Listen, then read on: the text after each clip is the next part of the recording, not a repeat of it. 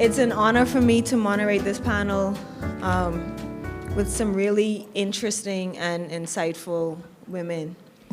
So as our panelists join us, I will get started by introducing our first speaker for this panel. It's an honor for me to introduce Keisha S.M. Oliver. Keisha Oliver is an artist, community facilitator, and academic whose cross-disciplinary practice explores themes of identity, social equity, and cultural heritage within the African diaspora. Oliver is an assistant professor of arts and design at the University of the Bahamas and is currently pursuing a dual-title PhD in art education and African American and diaspora studies at the Pennsylvania State University. Her current research investigates indigenous identity and cultural preservation with a focus on the intersection of cultural formations and a post-colonial nation building in the Bahamas. Oliver also contributes as an arts writer, researcher, and independent curator to organizations and publications focused on advancing Afro-Caribbean visual culture. Today, she will be presenting on Advancing Indigenization, Afro-Bahamian Representation in K-12 Arts Education. Let's welcome Keisha. Right. Yeah, test. Give it a couple clicks before you get started.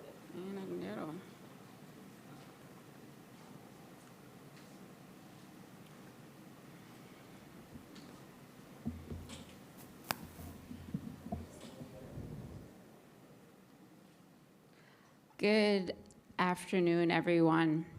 Thank you so much, Keisha, for the introduction. So I'm pretty much looking into my current research that identifies a comprehensive revision of the Bahamas K-12 arts education curriculum as a catalyst to lead a campaign for reimagining the future of creative learning in the Bahamas. And so arts education in the Bahamas is typically confined to the classroom, as we see here in this image. It rarely enters forums like this that are centered around a critical discourse that's tied to national development. Yet, the art references in scholarly work that we've seen in presentations yesterday have oriented Bahamian artistry that can help us unpack indigenous identity and traditions. And so in looking into these identity gaps, before I really look at arts education's curriculum, I want to revisit two of their art references from yesterday.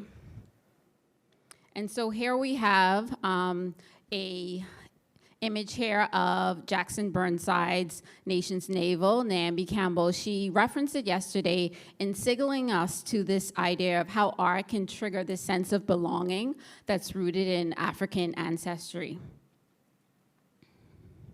And then Keisha Ellis, her presentation on Black activism, it really reminded us of the lost tradition of Bahamian boat building. And this image here specifically is of the remnant of boat builders that exist in Manowar Key. And it speaks to this idea of Bahamian craftsmanship, but also the ways that capitalism and colonialism have stolen our values for craftsmanship, like straw plaiting, wood carving, that have been reduced to what Keisha said yesterday, this kind of romanticized memory that is what the future generations hold on to. And so when looking at these images, we see the art as a form of practice that teaches us. And here we're learning about color and class and colonialism and capitalism.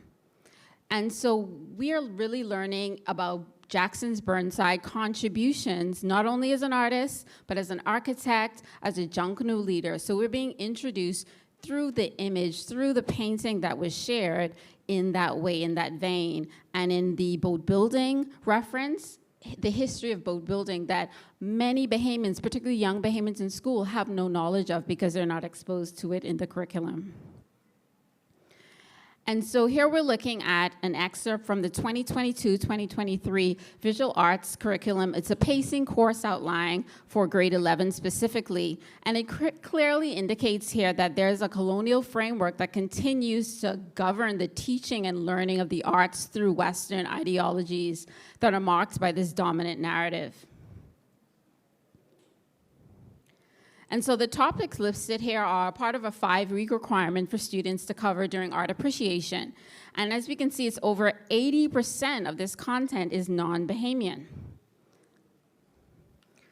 So as we look, the local artist is placed alongside the international artists, but there's a lack of specificity in acknowledging Bahamian, Caribbean, Indigenous, and African art. This problematizes how students translate their ethnic and national identity formation. So from theory to practice, we see a similar treatment here in the absence of Indigenous and African artistic practices, where they are very likely raised by individual art educators like Sharon and Bain's presentation, but this should be a blueprint, right? This should be a staple in the curriculum. This shouldn't just be a kind of add-on, an optional feature. This is who we are. Why are we not learning more about it? Why is it not a part of the curriculum? And so our beloved Junkanoo, not a staple. The absence of Junkanoo and wood carving as forms of sculpture, the absence of straw plaiting, and we see here weaving is being taught as a textile practice. These techniques are taught as optional, extracurricular, not something that must be learned by students at this grade level. And so the critical question here is, what efforts are really being made at a national level to rethink the curriculum, thinking of reform that dismantles this remnant of colonialism that specifically perpetuates the psychological oppression of ethnic and national identity? How are we as Bahamians learning about who we are and where we've come from, as we are nurtured through this K through 12 educational system that is preparing life after school? So as part of the British regime, we know that the school system was designed to control, to raise intellectual and cultural ingenuity. And their plan, as we can see, it is still at play and is succeeding. And so this image here shows us that the arts are a form of culture, and they're interwoven into the fabric of who we are.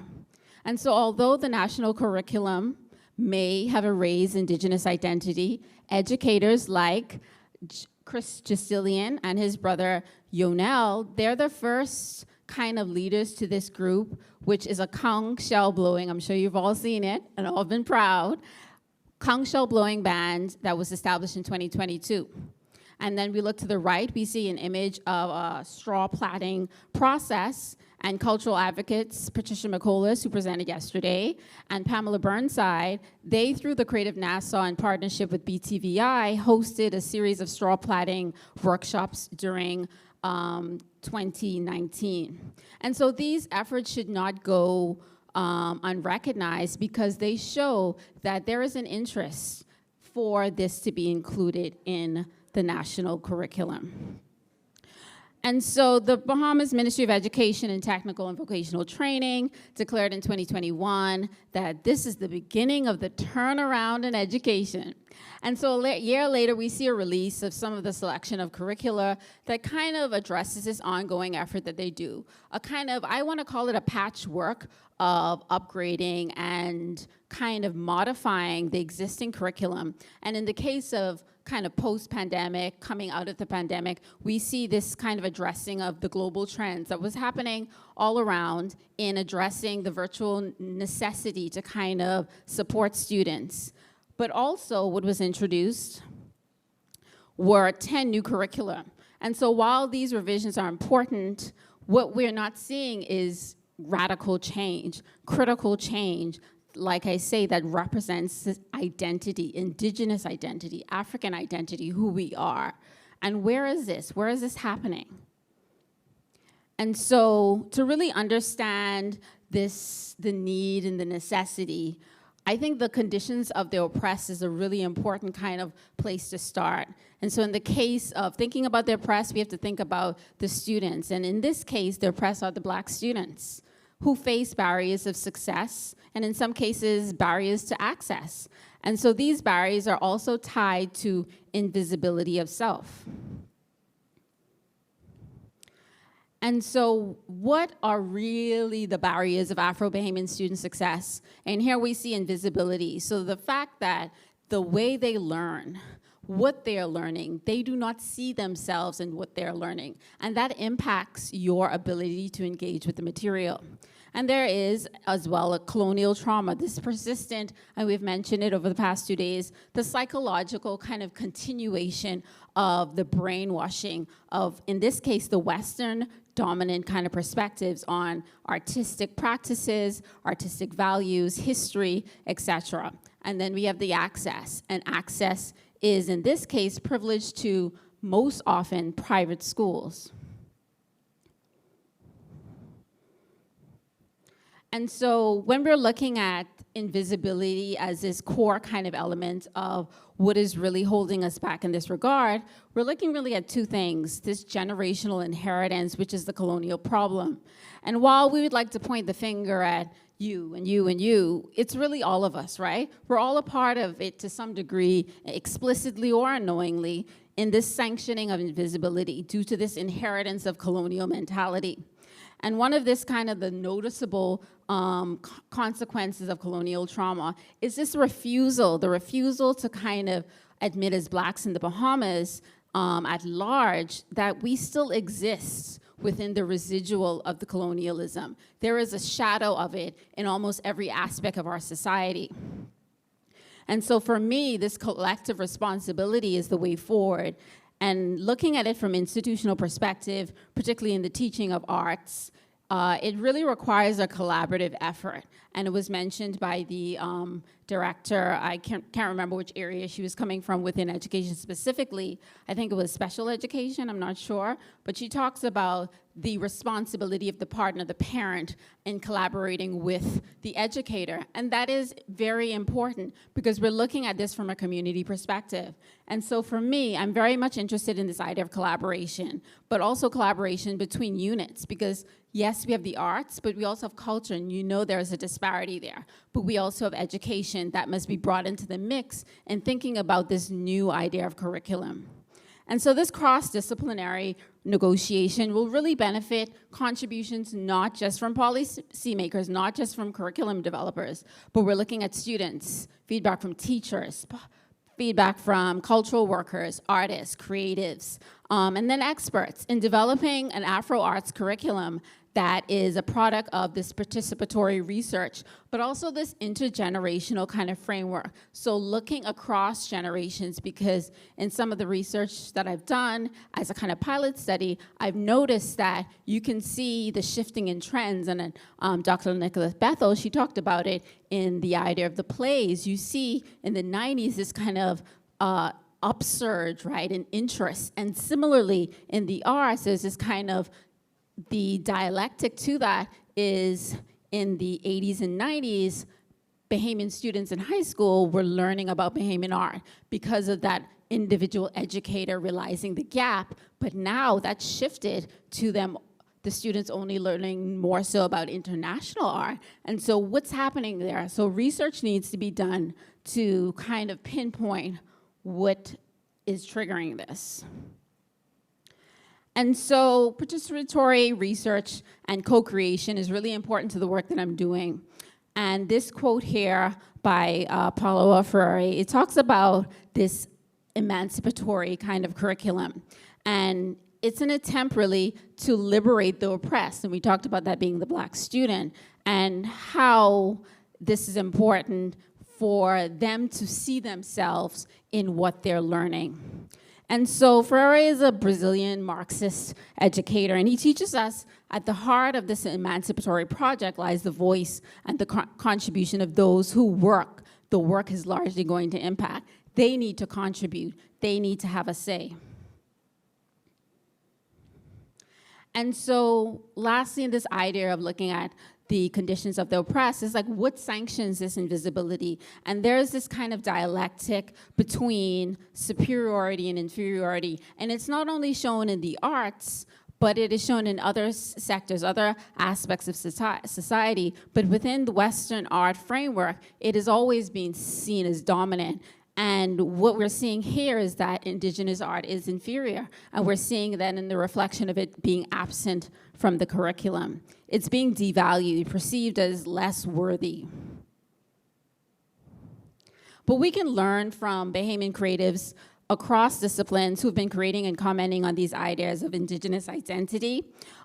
Seen here in this works by Bahamian master artist Maxwell Taylor, who emerged as one of the first in the wave of Bahamian art in the late 50s, early 60s. And what he was doing was very interesting because he was going against the trend of these lush seascapes, the picturesque depictions of island life.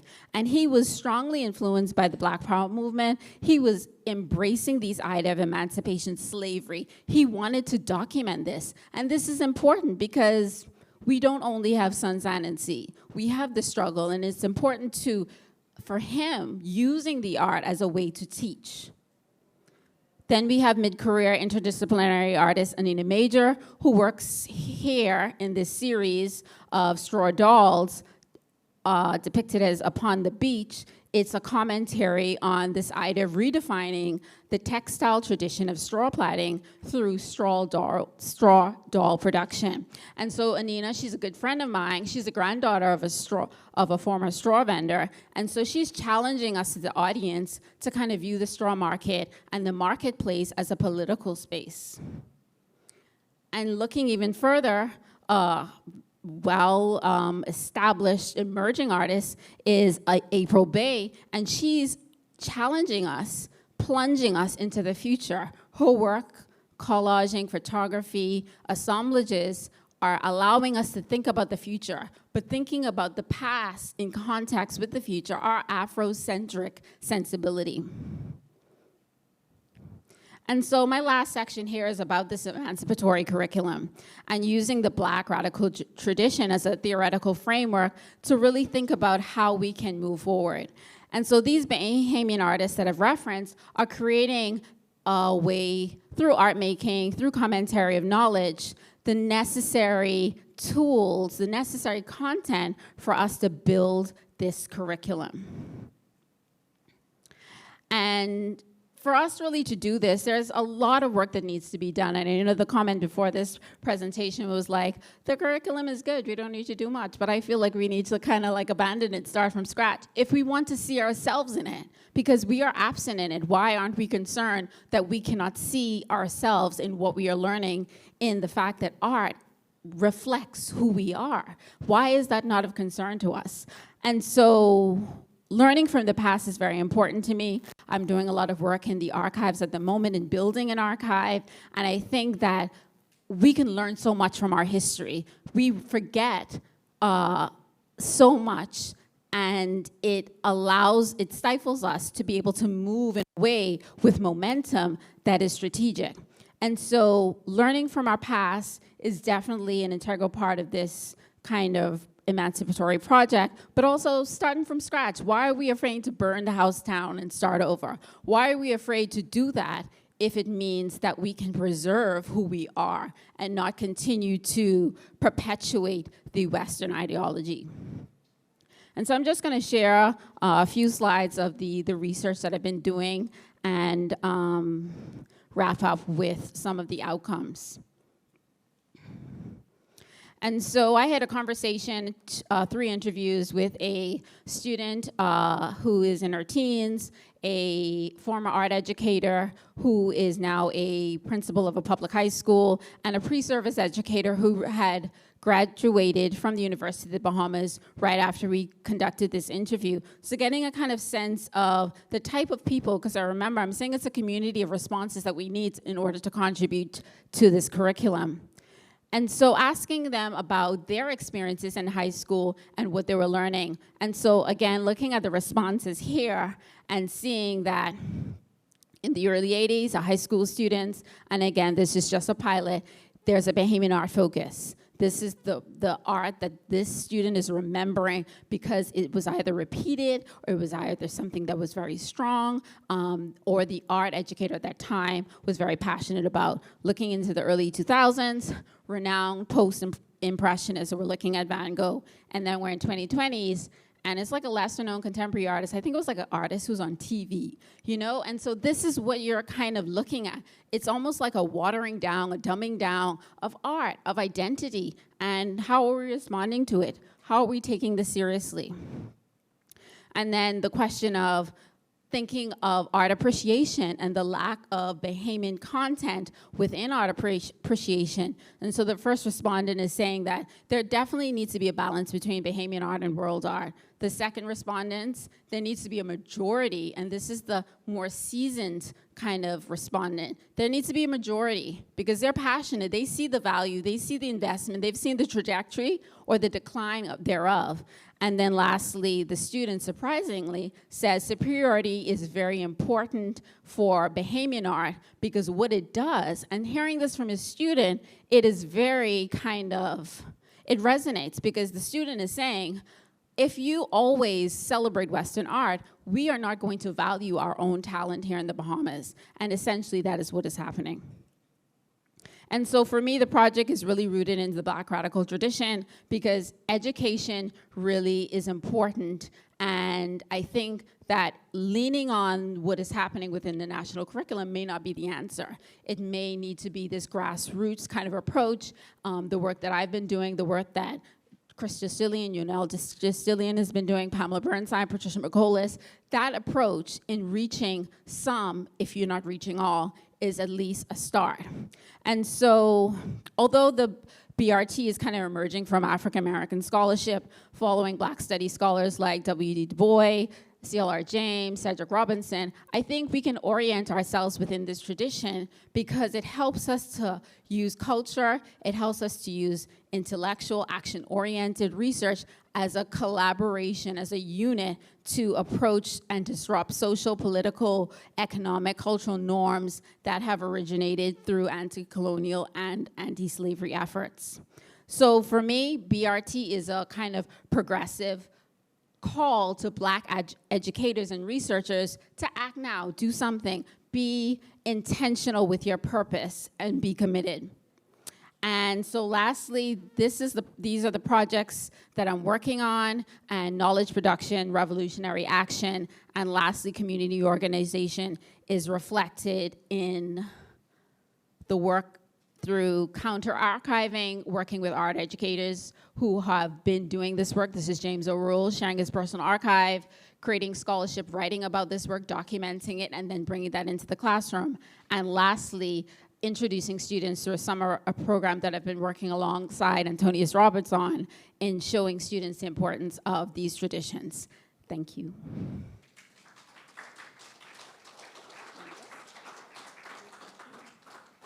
Thank you so much. I am thoroughly enjoying all of the different perspectives on education and what we're going to do about it in this country. And I know that if nothing else, out of this conference, we're going to get some major changes in the educational system. Once we're all on the same side, we know that to be true, right? But it seems like we have varying views on the path we should take, and I know that once we just continue to discuss it, we will absolutely end up where we want to be. So thank you very much for that.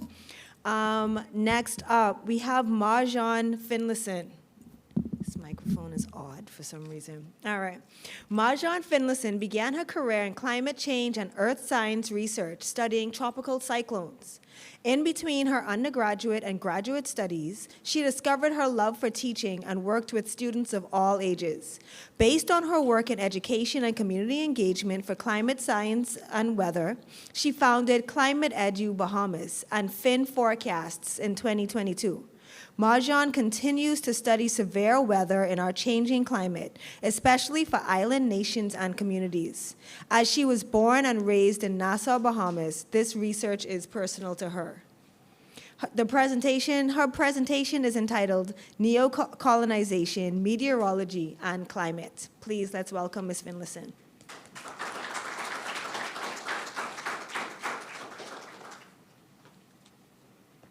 Good afternoon, everyone. So, make sure y'all can hear me. Can you hear me? Yeah, awesome. Okay. I can move it over. All right. So, just to tell you a little bit more about myself, I also work in the climate activism and climate adaptation spaces. So, I'll be talking a little bit about how neocolonialism has managed to move into the meteorology and climate space and how imperialism has an effect on the weather. Just to give a thought on this, this presentation is very colorful because normally when I give presentations, they're very gloom and doom. So I wanted to be a little bright and happy with this, even though it is still a little gloom and doom. So, clicker. Why do we care about the weather and climate?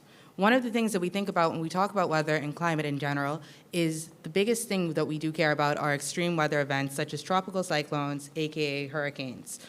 In the first two pictures on this right, yes, on the right-hand side, you'll see Hurricane Dorian effects and then Hurricane Matthew that affected Nassau.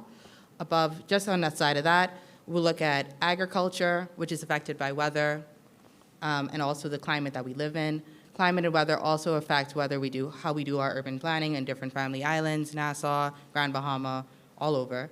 It also affects whether we have festivals during certain holiday events such as Junkanoo, Kumbay Festival, things like that nature, and whether or not we're going outside, because when it's hot, it's hot. But what does that have to do with this neocolonialism at all? When we talk about neocolonialism, we're talking about when an independent state, normally a former oppressor, comes along and colonizes or imposes imperialism on another state that might have been a former colony of that nation. So, one of the things that we consider when talking about colonialism, why this is relevant, is looking into climate justice, which is a big thing that we discuss in the spaces that I exist in. Looking at the Industrial Revolution that we've heard about a lot today.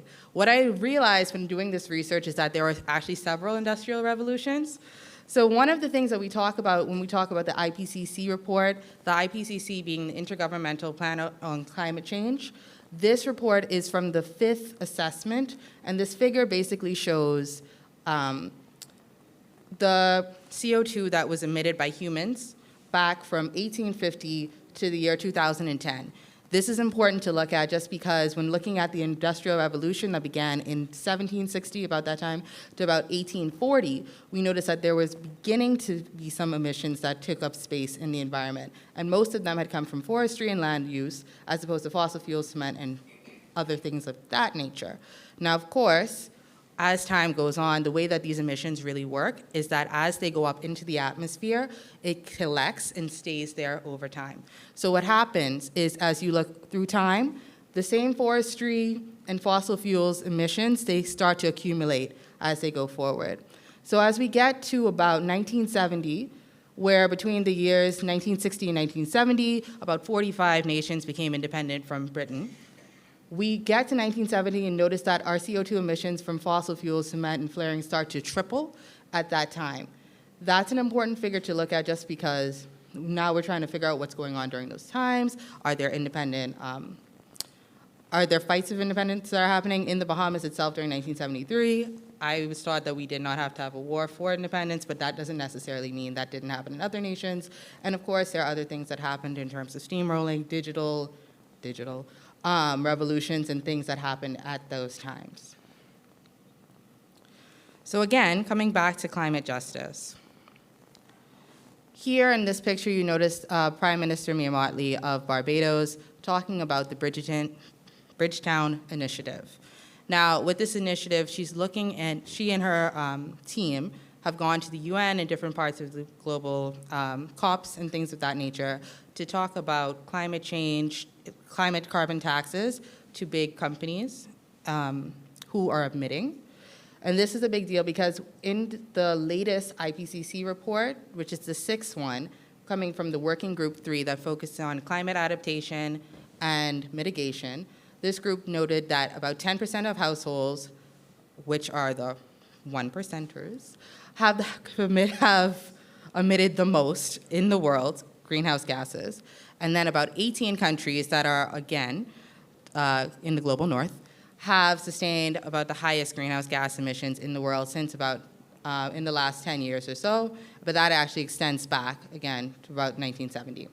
Historically, small island developing states like us and least developed countries that would include Latin America and other parts of the Caribbean have contributed very little, not even 1% respectively, to fossil fuel and carbon emissions in the atmosphere.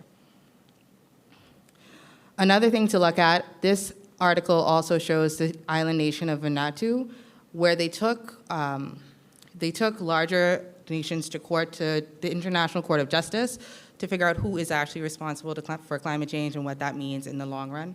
What does that mean in terms of who's responsible for payment and things like that, and what their responsibilities are to small nations like Vanuatu, the Bahamas, and other spaces that are least developed, lesser developed. We got here, and so I always ask the question of how we got here in terms of climate justice and climate change. When looking at the loss of indigenous ecological knowledge due to genocides that would have occurred during the discovery of the Americas, during the slave trade, there was a lot of deforestation, local food insecurity, and extremes that led to a lot of inequality that still exists in our countries today. We also have a dependence on fossil fuels that comes from colonial rule, and dependence that extends now on donor financing from when we were colonies to now being part of the Commonwealth. And this is something I'm going to get a little bit more into as we continue to have this conversation. The loss of economic resources post-slavery also can be linked to how we sell natural resources, such as sand, and today, and the tourism and hospitality industry. So, I want to also take you on this journey that I was taken on in grad school in about 2019. The president of the Royal Meteorology Society came to our school to discuss with us how Britain became the authority of climate change all throughout the world. I'm sure you noticed in this picture, former Prime Minister of Britain, Margaret Thatcher, is opening the Hadley Center at the Met Office with, I believe his name is John Houghton. He was the top researcher at the time. And in this quote, she basically gives a speech congratulating the convening of the Intergovernmental Panel on Climate Change, which happened in 1988, to actually put out reports, the first assessment report that came out at the time, and opening the Hadley Center, which would be making a big difference on climate change throughout the world. Of course, this is nothing but a great thing, right? So that takes us to the importance of the Hadley Center, the authority on climate change throughout the world. The Met Office Hadley Center, which is the MOHC, represents climate change, does climate change research all across the UK and throughout the world. Keeping in mind that the Met Office provides different levels of weather forecasting, climate research, weather research, and training throughout the UK, but also to different parts of Europe and throughout the world. The mission of this center is to provide climate science and services to persons through international partnerships and research. So far, they are a global partner of choice for climate science and services, and they have worked with over 1,700 institutions across 138 countries. Most of these institutions actually reside within the US, Canada, Europe, Australia, and in some cases, Japan. Another important thing to discuss with the Hadley Center is that the Hadley Center is not short on resources. They provide a lot of results that come from computer modeling and climate modeling using supercomputers that are extremely expensive and have to be kept in certain regions. They also extend academic partnerships to extend their global reach. One of the academic partnerships, as pictured here, is the SWIFT program, where they work with local persons in the states of Africa, the Sahel area, and the Sahara Desert to try to understand how rainfall patterns work. What this does, basically, is you have, say, scientists from the University of Leeds work with the Met Center to come together, bring their postdocs, bring their PhDs down to Africa, and basically tell locals there, this is what we're doing. We hope to extend our reach and do X, Y, and Z, without really African request but it is a good form of training to an extent. Our regional supercomputers here look like Sparks, which is in the University of West Indies at the Mona campus in Jamaica, and it was put there in 2016. The differences that we have with our regional computer versus the supercomputer that would reside in the UK is that our computers do not have the stronger resolve, resolution, or skill to actually predict tropical cyclones and other extreme weather events that they are able to do in the meteorology departments of the Hadley Center. Coming back to this also comes back to another story, the Falkland Islands War in 1982. To look at that, David Warlow actually spoke to us and explained to us the importance of this war for the triumph in UK meteorology. So what had happened then was, to frame it again, this was a huge success for British meteorology, climate science, and things like that because it was able to add to the climate models that we work with, they work with today. In this picture, again, you'll see Margaret Thatcher once again meeting with some ministers at the Falkland Islands to discuss their British moves at the time. In about 1883, Britain took sovereign rule over the Falkland Islands, which are very close to Argentina. In 1982, that was a very controversial thing when it happened. In 1982, however, the Argentinians saw the Falkland Islands as one of their own sovereign states and then seized the island themselves. What ended up happening is they had a war between the British and the Argentinians for a long time to decide who had sovereign rule. Of course, at the end of it, the British were able to have conquest over the Argentinians.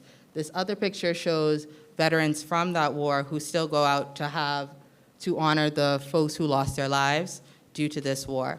To this day, 2023, Argentinians still look at the Falkland Islands as a sovereign part of their state. It's important to talk about this because these islands actually represent a big part of British culture in terms of trading that they were doing back in the 1800s, but in terms of actual weather forecasting and climate reach, the Falkland Islands represented where they could reach in South America. That is why it was a huge success for British meteorology. It also connects to the empire and science in general and how defensive forces work with weather. And it's not just limited in British society, it's also part of the US movements, where you have a lot of meteorology that also works along with defense forces as shown in the Met Office website, to basically show that they go hand in hand when trying to gather data and extend global reach across the world. Another thing I wanted to talk about was just scientific conquest over the colonies. The British Commonwealth to this day has 56 independent countries, part of the Commonwealth, and about 14 colonies across the world. Jeremy Pursglove is an environmentalist and environmental engineer who was very important in the sense that he was able to work in many different countries all across the land due to the British Commonwealth and the colonization of different nations around the world. He was born in Uganda and has been able to write such a wonderful book about all of his life experiences working in Malaysia, Indonesia, the Bahamas, and different parts of the world due to the benefits of him being part of the Commonwealth. Well, being a British person to receive benefits in the Commonwealth. Now compare that to a scientist now from the Bahamas and see if they can extend that reach in the same vein. Which brings us to the meteorology conversation here. When we talk about meteorology and our local experts in the Bahamas, we look at the Department of Meteorology in general. And part of the key things that they have to do when doing their work is looking at observation, analysis, and communication in this work. Regional agencies in the Caribbean basically depend on independent bodies from the global north. And this would include the World Meteorology Organization and others listed here, as well as academic partnerships that happen between universities and these places. As of yesterday, NCAR in the US is also part of this group that'll be working with the Department of Meteorology to provide some more support, which looks like training, bringing in equipment, providing grants, having physical volunteers come down here. because our department actually struggles with maintenance and manpower. Again, I'm a scientist, so I wanted to make sure that you were able to see a graph of some work that I'd done previously comparing our weather stations in meteorology. So just to go back a little, this picture here shows an automatic weather station that's used in different spaces to try to get different observations of rainfall, temperature, humidity, and things of that nature. So we're able to better observe what's happening in different places of the Bahamas, but also we're able to better predict what could be coming. So this picture basically shows monthly mean temperatures in different spaces of, the blue line shows North Aleuther Airport, orange, the Bight Cat Island, green, Rock Sound, yellow, Arthurstown, red, the Cape Eleuthera Institute, which I used to work, and then a model. The black line just shows model data that has been estimated to get an idea of whether or not these lines all line up. If you notice, the lines, most of the lines, yellow, green, and blue, are all kind of wonky, and that's because the data that I received from the Met Office that was really Excel data from different automatic weather stations was wonky data. You can actually see that in these climatologies as well. The climatology shows the difference between rainfall and different temperature data, and if you look at closer up here, Arthurstown, Cat Island, the data doesn't make any sense. The dark line is supposed to show the max temperature, red is mean, and the orange here is the minimum temperatures. And as you can see, some of the max temperatures fall below the mean. Some of the means are like matching up with the mins. It's not good. Some of the rainfall data is missing. It's really messy. And then you'd also notice the years. I have data from 2006 to 2016. I have data from 2008 to 2019. I have data from 2006 to 2021, which led me to believe that our department is really in need of some assistance. But the other part, that messes with our analysis and that messes with our observational data. But the other thing that this messes with is our communication and the perception and bias that we already may have against our own Department of Meteorology, right? And who we consider to be an authority on weather. When you see a hurricane coming, the first place you would probably look to is the Weather Channel, BBC. Would you first look to your ZNS and talk to our good friend Basil Dean? Right. So one of the things we want to look at is also talking about reduced inequalities with sustainable development goals, and that's one of the things throughout the world that we try to work with. So looking at partnerships and funding agencies as well, when talking about perceptions and biases, we know that we need support from places, but we also have to address why that support is coming to us. Sometimes the system, again, isn't really designed for us to benefit from it, but for us to receive benefits because X, Y, and Z. And there's also inequitable access to data and resources in the Global South compared to the Global North. I'm gonna rush to this next part. So this is a quote from Adele Thomas and Ruana Haynes, who wrote the Climate Analytics, basically saying that the marginalization of Black expertise with scientists and practitioners here is an issue because we focus more on what European perspectives are, and this is quite literally what's going on in the climate world right now, and meteorology.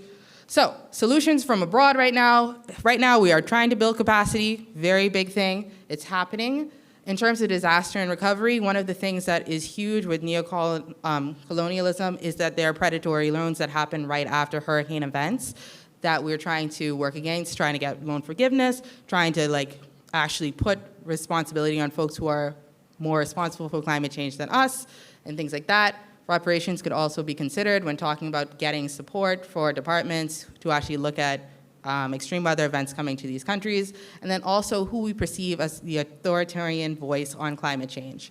This, again, is the SDG for 16, which focuses on peace, strong institutions, and partnerships, and justice. And then here, we want to look at SDG 13, focusing on climate action, because we want to actively start funding more observational work. This is very important. It's long, it's laborious, it is very tedious, but it's very important. We also need to look at more training in these spaces and improving work conditions in different departments to make it sustainable for people to stay, and then finding ways to assist with this data deficits for analysis later in the future. So I leave you with this. Who really pays for climate change at the end of the day? Something to reflect on. When looking at these articles, Barbados actually was looking again, this article was focusing on how Barbados basically defaulted their loans back in, I think, 2018. Could be wrong about that. But then how we got to the Bridgetown Initiative. And then here is something that I actually wrote up that was talking about whether the problem on if blue carbon credits were actually a solution for the Bahamas in the future. Basically, this is a call to action, and also to remind people to please support the Department of Meteorology. They're doing the best they can. They just need more resources and funding. That's it.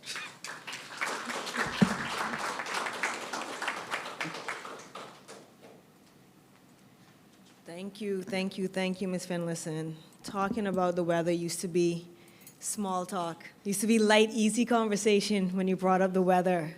Certainly not the case anymore. Thank you so much for your work and your contribution. It is utterly crucial in these times. Okay, so our third speaker is Erica Moya James. Dr. Erica Moya James is an art historian, curator, and assistant professor based at the University of Miami.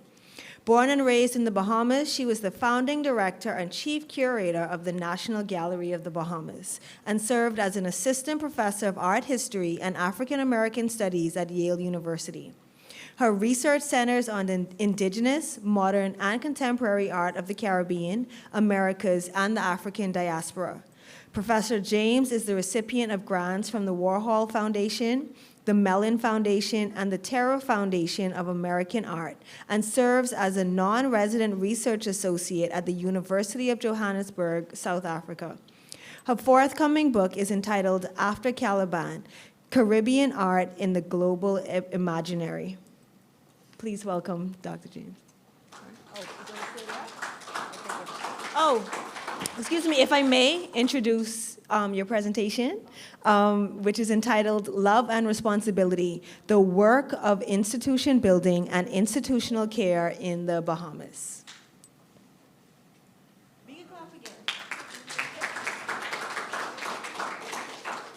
Hands here. I don't know how I'm going to do this, but anyway, I'll start. I need every minute, and and I'm going to show lots of images, so let's move quickly. In 2021, as I began work on 2 exhibitions for the National Gallery of the Bahamas, in anticipation of the 50th anniversary of an independent Bahamas, it quickly became clear to me that many key national institutions were in trouble. Not a single institution or institution within a larger body I encountered or sought to work with while conducting research for the exhibitions was properly resourced, fully functional, drama-free, exhibited high workplace morale, and was about the business of fulfilling its mandate. Even the dedicated workers holding them up were despondent, exhausted, or more precisely, disenchanted. I hate to be that guest that you invite to dinner only to tell you that your food is bad, but that list also included the University of the Bahamas. But to me, it also included the NAGB. This was rather painful for me because I was at the helm of the gallery when it was established, and 20 years on, it was not performing in the way its founding board had intended or hoped. I'm just going to speak really plainly today. I don't know how else to do it. I should have started with that. The dictionary definition of an institution describes it as an organization, establishment, foundation, society devoted to the promotion of a particular cause or program, especially one of a public or educational or charitable character, close quote. A national institution does this work in service to the country. That service can be wide-ranging, but the impact is one generally associated with nation building. Institutions help us answer the question of who we are. They help tie young people to place. It is the work of institutions to produce the information and language for Bahamians to articulate who they are in a global sphere. They change with the times to meet the needs of the people they serve. Building institutions rather than simply forming them, insisting that systems are put in place and managed in ways where the organization meets, executes, and exceeds its mandate are fundamental to the cultivation, growth, and care of institutions. Unfortunately, this is an almost alien concept in this country, and our failure to commit ourselves to institutional building and institutional care is central to far too many issues that plague this country. National rot from the inside. I want to talk a little bit about the early years of the NAGB, about the establishment of the gallery and the condition, goals, and work of establishment then and where things appear to be today. And I say appear to be because I'm not involved in any way in the National Art Gallery of the Bahamas. On July 7, 2003, almost 20 years ago, the National Art Gallery opened to the public. In the 2 years prior to this day, the assembled board had worked with a consultant to educate itself on the rudiments of institutional leadership.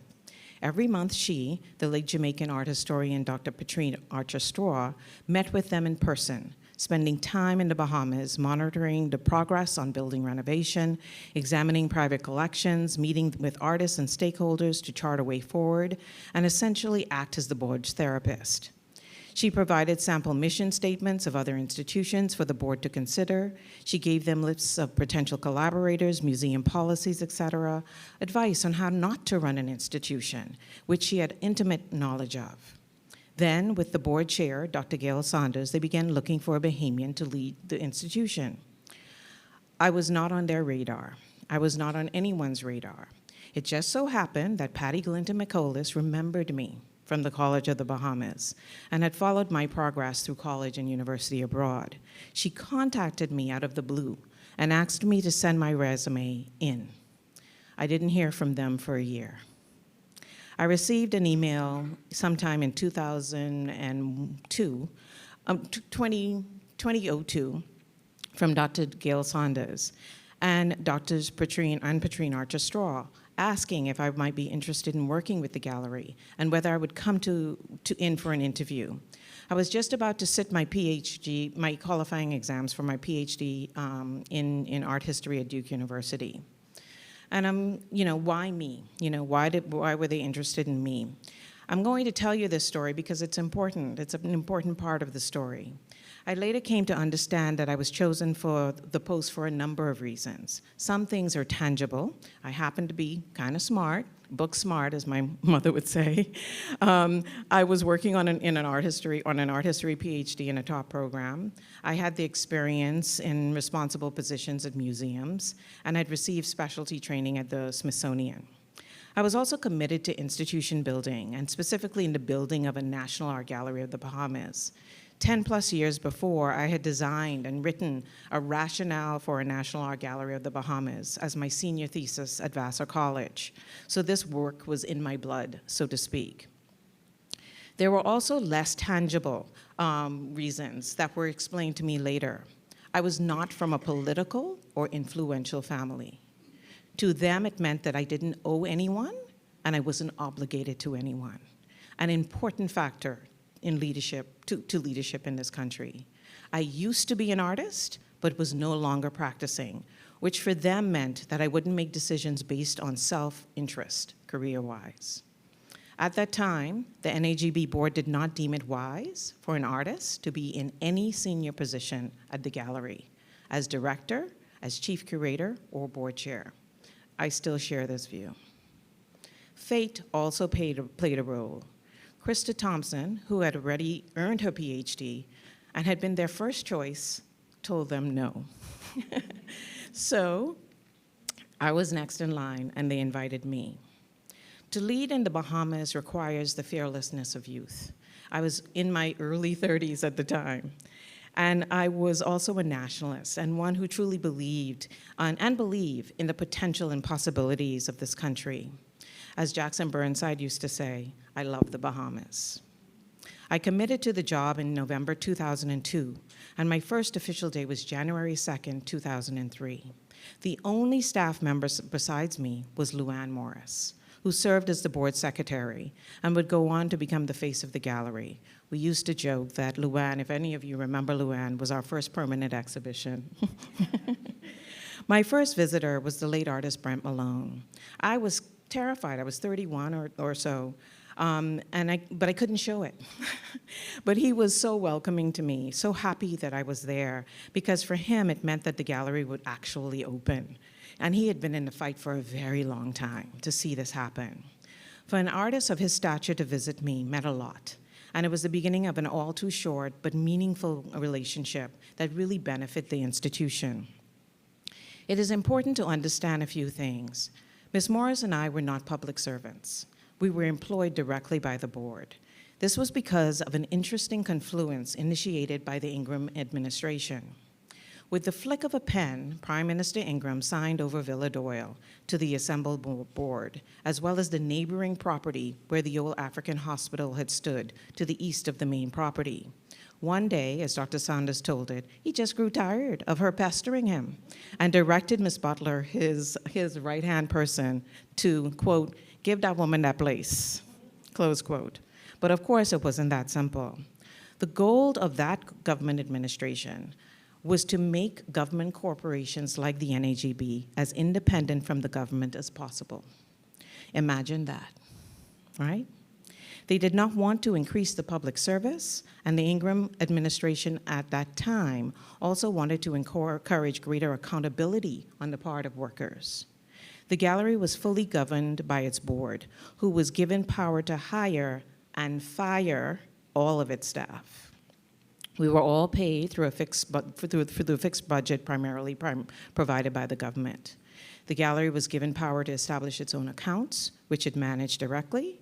Initially, it kept all of its money, all of the money it generated to support operations, and was not expected to contribute to the consolidated fund. The idea was to grow towards greater self-sufficiency as it became more established. Though the board consisted primarily of directors of other government corporations, as Chris mentioned yesterday, 5 members could be chosen independently, giving the board and the director leeway to bring in people that could help the institution in very specific ways, who were not attached to government. During my time, some of the memorable independent board members were Felix Stubbs, Karen Carey, Pippa Vlasov, etc. Dr. Archer Straw and Dr. Saunders were very gracious to me. And with the board, we quickly, what did you say? Oh, wow. We quickly established a respectful working relationship. I sat in Parliament with them for the reading of the bill to establish the gallery, and they left the opening date to me. We also began a kind of relationship where I knew I had to convince them of who I was and what I could do professionally. I rarely made institutional decisions without board consultation. I proposed and gave them reasons why A or B needed to be done, and to their credit, they usually went along with recommendations, but it was not always easy, and I lost a few.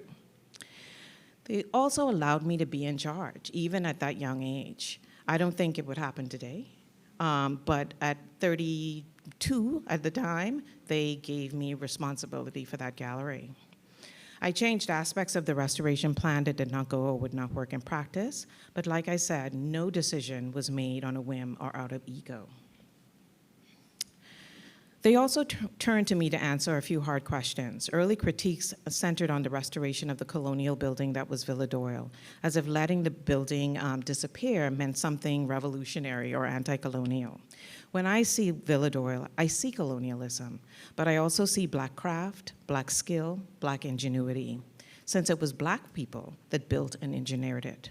I was not interested then, nor am I now, in erasing material history for ideological purposes, or poses, I should say, supposedly against colonialism, when it also destroys the only archive we have in some cases of Black contributions, quite literally, to building this country. To me, the political pose of demolition by neglect was in fact colonial and capitalist. It did and does the work of erasure inherent in colonialism, and I said as much. They were very grateful. We were also challenged by the assumption of art galleries being elite spaces. But once again, while this is indeed the history of these spaces, one's history does not equate to one's future. And we were active agents. So instead, the question for me as a leader of this institution to ask and to answer was, how do we make the gallery form work for us? An institution that meets the national needs of artists and shares its creative history with Bahamians. The Bahamas didn't need a mausoleum. It needed living institutions responding to the needs of the country. How do we make the gallery that? And I should say, I can't believe I'm out of my 20 minutes. Okay. One of the things, there are two things I wanted us to be aware of in this talk. One, in establishing the gallery, we had a mission statement, and I imagine it has changed, and Dr. Bethel Bennett could let us know. But besides the hard and fast rule I had, there was a hard and fast rule regarding exhibitions that I could share later. This mandate meant certain things for us. It meant a commitment to research. We needed to research the history of Bahamian art and visual culture. We needed to understand its character, how things unfolded, and share it with the public and educators. It meant a commitment to archive and publishing. Every event was recorded. And these are some of the early publications. Every event was recorded. Bahamians weren't being included in international shows on Caribbean art, and one of the excuses I got from a curator was that there was nothing on Bahamian artists. So part of our commitment to publishing was to respond to that they could never use that as an excuse again to exclude us from international engagement. We were committed to artist development. This meant writing a lot of recommendation letters for college and university, but it also meant developing practical programs, how to, having workshops on copyright, how to do X, Y, and Z, conversations that really needed to happen at that particular moment. It meant developing an art library. Artists needed to know what was going on in the world and have access to publications that were not readily available or were too expensive, et cetera. It meant a commitment to public education and involvement. The word curator was not commonly understood when the NAGB opened. I remember Darrell Miller pulling me aside and asking me, what is a curator, my dear? Before introducing and going on for the television stream. It meant a commitment to excellence. Every show mounted had to be on point. Every label edited without spelling mistakes. The place had to feel as if you were in any museum anywhere in the world. We also made a commitment to transparency and fiscal responsibility. Yearly audits were publicly available to combat any association with fiscal irresponsibility. And partly because I got it all the time, you're government adjacent. You're not going to be fiscally responsible. And we had to prove the public wrong. So we were committed to balancing the books and being debt-free. We became so good at it that the PM would use the gallery as an example. Other corporations would come and ask for more money midway through the year. We never did. And he said, y'all need to be like that gallery, So we never asked for more, and we just effectively managed what we were given. We were committed to staff training and development. Besides me, no one had worked in museums. No one. And we have to remain committed to cultivating staff. We have to remain committed to training people to know how to do their jobs, We also were committed to the maintenance and development of the building and the grounds. We could not look like a poorly maintained government space. That was a statement, We wanted to model certain things, and one of the things I'm very proud of is that line of mahoganies that we planted. We wanted to model native landscaping with the building. We were committed to multimodal partnerships. We also were aware that this was a space for visual artists. There wasn't a space for writers. There wasn't a space for the musicians and theater folks. So early on, we started to do programming with all of these different groups in the community to build community. You can't do it on your own, right? You can't. And historically, African diasporic, arts of the Americas more broadly has always been multimodal. All right? We were also committed to cultivating and partnering with other art spaces. One of the things to come out of this was transforming spaces, and because no institution should stand alone.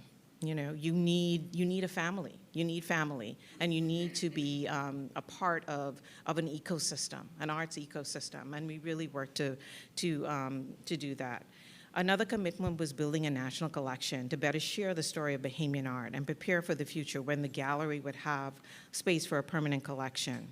And finally, two finallys. We started a gallery store that from the beginning we said would only have Bahamian-made goods. Bahamian goods made by Bahamians or be about the Bahamas. And at first people said, are you sure this could work? But I'm really happy to see how it's thriving right now. And we were interested in institutional excellence and accreditation. The goal was always to be a national institution with an international standing. The board agreed that the gallery should seek international accreditation and regional and international partnerships, explore the possibility of sharing exhibitions to alleviate pressure on the small staff, meaning that a show at the National Art Gallery would then travel to the National Gallery of Jamaica. A show at the National Gallery of Jamaica could have the possibility of traveling to us and vice versa, because we're a small regional institution and we need to understand what our capacity is, right?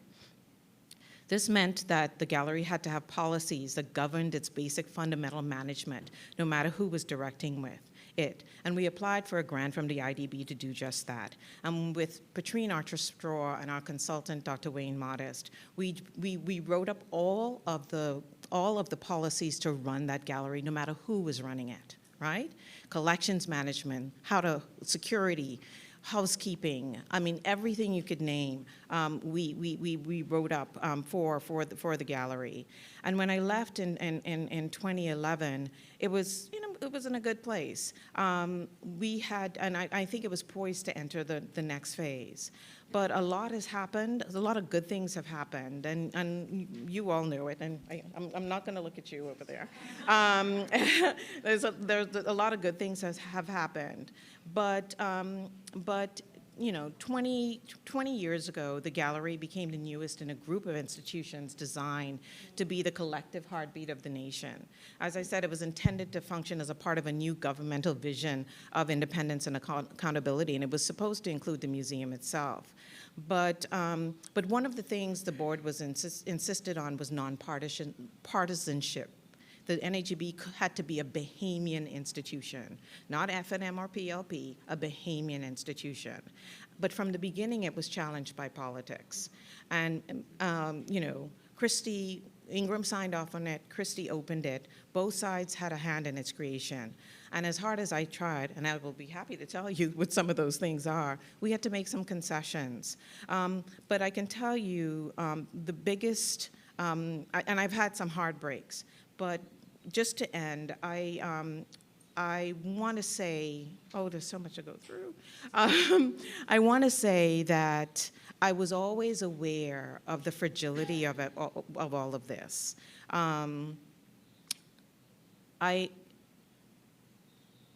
Wait a minute, give me one moment.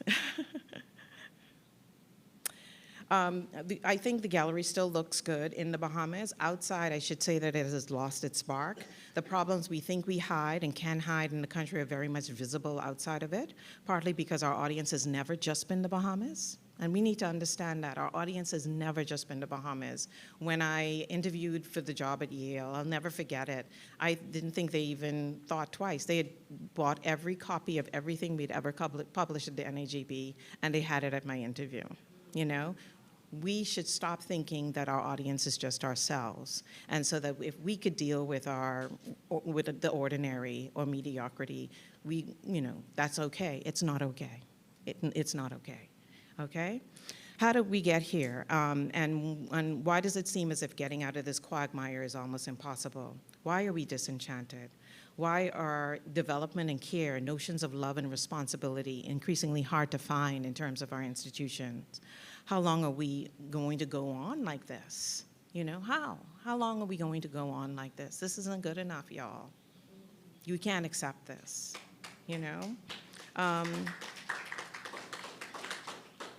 I just want to end. There's so much I want to say, but I'll write it, I guess. I just want to end with, these are some of the stuff, with this picture. One of the things, I wanted to do a lot of things at the gallery. I wanted to move Amos Ferguson's house to the grounds. I wanted to buy the drawn Lord Roll portraits in Devon, England, that some of you from the early BJCs would remember. And I didn't get to do that. But one of the things I did get to do was to save the last remaining head from Jumbay Village.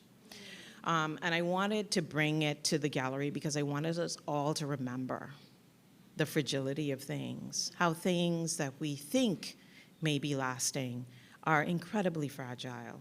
And, you know, I'm a huge K-drama fan.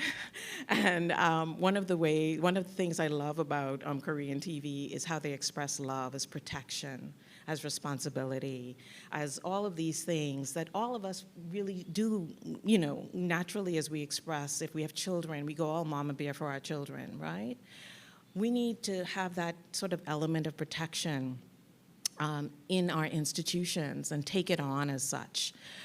Because I remember Jumbe Village as a child, right? And I remember all of the hope and beauty of that moment and that space. And Mr. Rolla was the director of that institution, came to work with us at the National Art Gallery. And every day I wanted something to remind me that I couldn't take what I was driving in to do for granted. And so one day, somehow, we got the last remaining heads, and we decided we would put it right there. So it's right there. So when you come into the gallery and you see that little head, I want you all to remember, too, that we have to love our country, but we also need to have a sense of responsibility to build it and nurture it and cultivate it. And that starts with our institutions. That starts with our institutions. Starts with the University of Bahamas. You know, and don't be a part of the political shenanigans. I can tell you one of my biggest heartbreaks was after 2 years of working on the annex that poor Ian Bethel Bennett gonna have to do again 20 years later, watching a politician deciding that he was taking the $1 million we had finally gotten for that building and using it to open schools, because the government had changed and he needed to open his schools and use that money for something else. It hasn't been built since, you know, after 2 years of work, you know. So love, responsibility, institutions, let's go.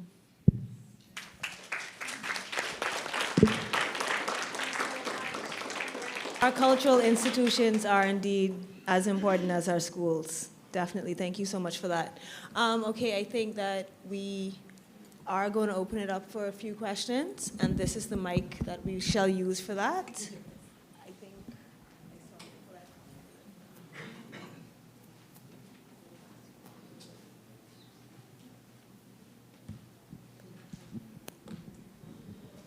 Thank you. Where y'all want me to stand?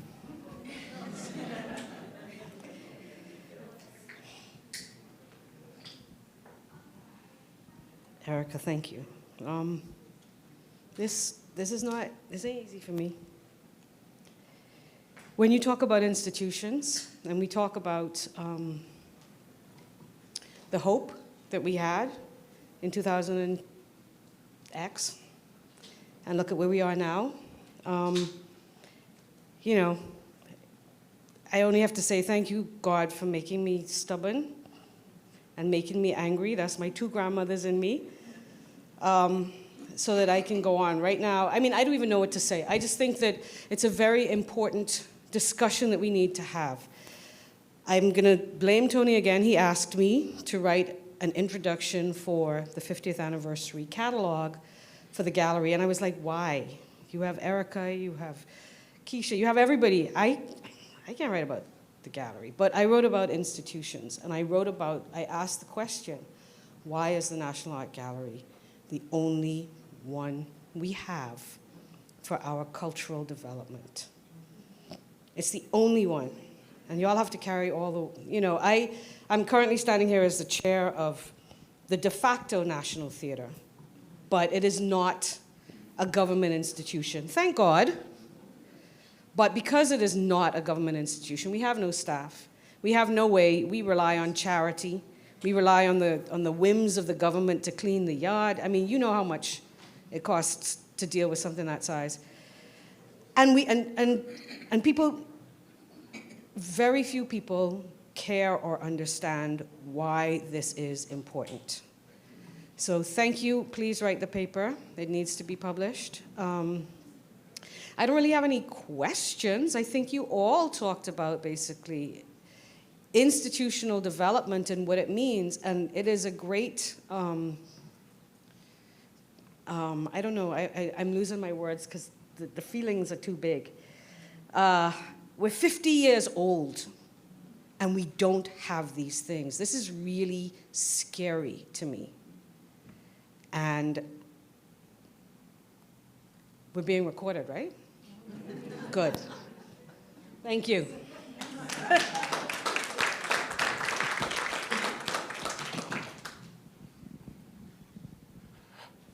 Yes, so I want to start by saying that I so much enjoyed this last panel. I don't want to create a fury by saying we have saved the best for last, because so many of the panels have been really, really good. But I also want to say publicly, though, that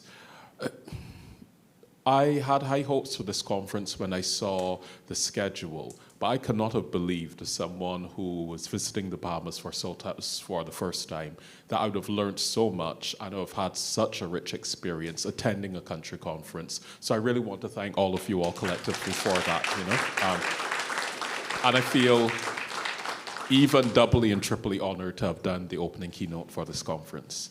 So I just have one question for you, Keisha, on your presentation, which I found fascinating. And they're two kind of theory-related questions. One is, how important, or has it been important, a Caribbean aesthetic, a tradition of theorizing Caribbean aesthetics? And I'm thinking about persons like Nettleford, Wilson Harris, Marina Maxwell, C.L.R. James, and the ways in which they were trying to theorize the Caribbean aesthetic from about the 1950s, 60s onwards to some of the scaffolding of what you're trying to do. And then the second question has to do with the Black radical tradition. Certainly, this is a tradition that I'm deeply enmeshed in, and I very much celebrate the fact that you see it as a theoretical source for the work that you're doing. But there was a moment in which you represented it largely as engaging with African-American thought, through the Du Bois, C.L.R. James, a Caribbeanist, and Cedric Robinson's work. But I just wanted to push you on that a bit, because I would think that there is a long tradition within Caribbean thought of theorizing the Black radical tradition that has actually been very central to many of the major innovations within the tradition, particularly the tradition of Black political economy, and I'm thinking of the work of C.L.R. James, Eric Williams, Walter Rodney, and their major works, but also the work of Black organizing, Black labor, Black radicalism, writ large, through the work of persons like George Padmore, Claudia Jones, Audre Lorde, and onwards. So I was just wondering on that in terms of the centrality of the Caribbean to the Black radical tradition, and your thoughts on that. That'll be all. Thanks. Thank you. So admittedly, the Black radical tradition is actually a theoretical framework that I, too, am quite new to. I'm taking a course this past semester that looked at works by Cedric Robinson, his 2019 anthology that was a kind of culmination of a lot of his work over the past 3 decades. And so a paper that I wrote actually looked at this idea of kind of framing the intergenerational legacy, like the intellectual genealogy around the Black radical tradition, and looking at Cedric Robinson as that person, that Black studies scholar who coined the term, and looking at the ways in which he was inspired by his predecessors, so W. Du Bois, C.L.R. James, and then passing that on to a scholar like his former student, Robin D.G. Kelly. And that was my interest. And so I had no time, again, finishing the semester, very rigorous, and then coming here to really wrapping my head around how that connected with the Caribbean kind of tradition, the Caribbean intellectual tradition, because at first, that is what is at my heart, right? And so that is the next step for me, because I think orienting, which my research is in the dual title, art education in concert with African American and diaspora studies, to be able to situate the challenges that we have and connecting it with this diasporic tradition. Because I feel, and I may not have mentioned it in my presentation, but I think there is something to be said about how we can learn from each other in the region, which we haven't been doing in my field so much, arts education, and maybe having in other disciplines, but we can lean so much on each other in that vein because there are challenges that are faced across these islands. So for me, the Black radical tradition is definitely at the heart of what I want to do because it allows you the position to ground your theory in a way similar to what Dr. James is saying, that you don't have to depend on the government, right? I'm seeing that is a long haul for me. And I've seen the success in the work that I have been doing over the past 5 years through the summer arts immersion in nurturing those students. Every summer, it may just be 20 of them, but think about that. Those numbers increase every year, right? And you're planting seeds that will then plant other seeds. And so that's the work that I'm really interested in. I will get back to you when I start to make those connections with the Caribbean intellectual tradition. Ladies, thank you so much. That really was very interesting.